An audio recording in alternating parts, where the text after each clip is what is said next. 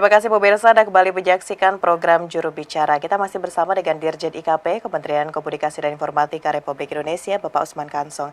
Baik Pak Dirjen, kita akan lanjutkan pembahasan pada malam hari ini terkait dengan upaya yang dilakukan oleh Kementerian Kominfo sendiri, Pak Dirjen. Kalau dilihat trafik telekomunikasi ini diperkirakan akan naik pada pelaksanaan Nataru 2023-2024 ini, Pak. Lalu bagaimana kesiapan penyelenggaraan telekomunikasi dari pemerintah sejauh ini, Pak Dirjen?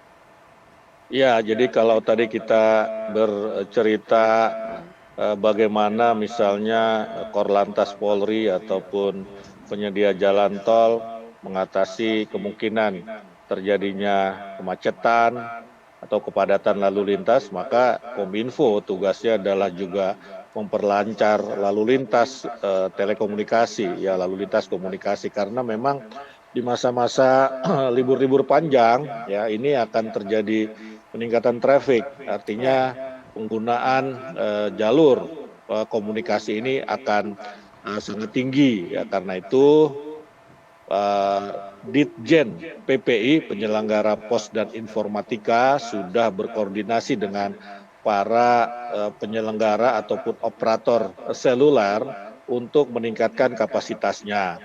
Ya, rata-rata mereka akan meningkatkan kapasitasnya 50% lebih besar daripada saat-saat normal. Ya, misalnya contoh ini, Telkom itu telah menyiapkan kapasitas layanan, ya layanan sebesar 49,7 terabyte per second.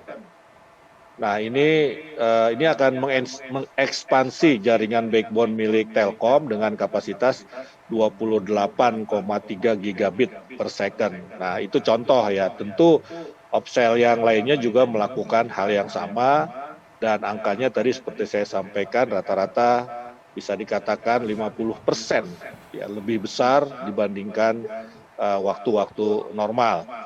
Nah, kemudian juga ini akan terjadi peningkatan frekuensi ya untuk komunikasi, misalnya di bandara, ya kemudian komunikasi para polisi lalu lintas yang biasa menggunakan jalur frekuensi ataupun HT, juga kereta api, kapal laut. Nah, karena itu Direktorat Jenderal Sumber Daya Pos dan Perangkat Informatika atau SDPPI Kominfo ini akan melakukan pengawasan khusus di lokasi-lokasi yang diperkirakan akan padat oleh mereka yang bepergian menikmati libur Natal dan Tahun Baru, seperti saya sampaikan tadi, misalnya di pelabuhan, di bandara, kemudian di jalur tol yang padat ya, kemudian juga di terminal-terminal bus, di stasiun-stasiun kereta api, bahkan kalau kereta api itu sepanjang jalur kereta api itu akan disiapkan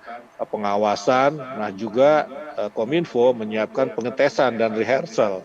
Jadi jangan sampai nanti begitu hari H terjadi hambatan, maka harus dilakukan semacam ya uji coba ya, pengetesan jaringan. Mana yang kira-kira perlu kita perbaiki, kemudian seperti apa mitigasinya bila pada hari H terjadi persoalan-persoalan. Baik, berarti dari Kementerian Kominfo sendiri seperti Pak Dirjen sampaikan tadi turun langsung ke lapangan gitu Pak ya, ke titik-titik yang nanti bisa diperkirakan padat begitu pada pelaksanaan Nataru untuk mengecek situasi dari telekomunikasi di sana. Nah Pak Dirjen, ini dari Kementerian Kominfo juga telah merilis buku elektronik berjudul Mudikpedia sebagai acuan sumber informasi bagi masyarakat selama melaksanakan perjalanan pada Nataru 2023-2024. Ini bisa disampaikan seperti apa buku elektronik Mudikpedia ini Pak Dirjen? Ya, betul sekali Mona. Tadi pertanyaan Anda sebelumnya itu terkait dengan tugas Kominfo dalam penyiapan infrastruktur telekomunikasi. Nah, ini yang lain lagi, tugas Kominfo adalah komunikasi publik. Ya, salah satu medium komunikasi publik kepada masyarakat menyambut Nataru adalah Kominfo, spesifiknya Direktorat Jenderal Informasi dan Komunikasi Publik meluncurkan Mudikpedia, ya Mudikpedia Nataru 2023 yang bisa diakses di https ya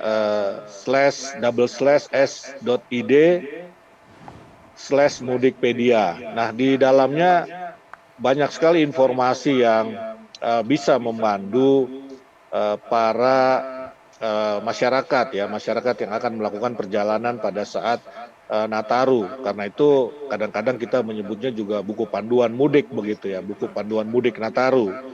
Nah, di dalamnya ada berbagai informasi ya, antara lain misalnya tentang kemacetan.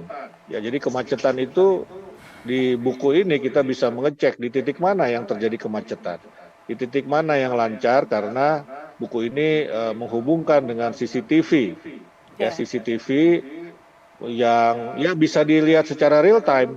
Ya, kemudian buku ini juga menampilkan jalur-jalur alternatif, ya, jalur-jalur alternatif, kemudian posko-posko, ya, kemudian kondisi cuaca, ya, atau prediksi cuaca, perakiraan cuaca, kemudian juga tadi yang saya sampaikan mudik gratis, kapan pendaftarannya, bagaimana mendaftarnya, ya, bahkan kita juga bisa melihat tiket, ya, harga tiket, misalnya kereta api, ketersediaannya, dan lain-lain kita siapkan. Intinya buku ini akan memandu ya masyarakat yang akan bepergian pada saat Nataru, termasuk juga lokasi-lokasi pariwisata.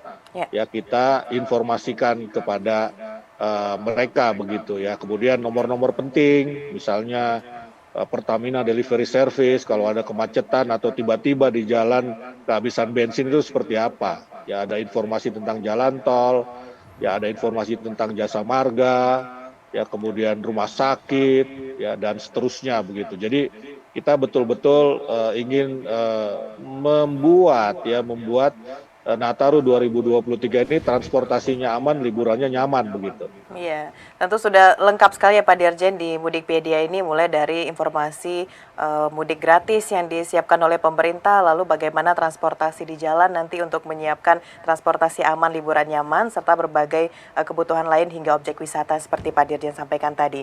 Kita akan jeda pariwara sejenak Pak Dirjen, usai ini kita akan lanjutkan pembahasan pada malam hari ini. Pemirsa jangan kemana-mana, tetap di program Juru Bicara.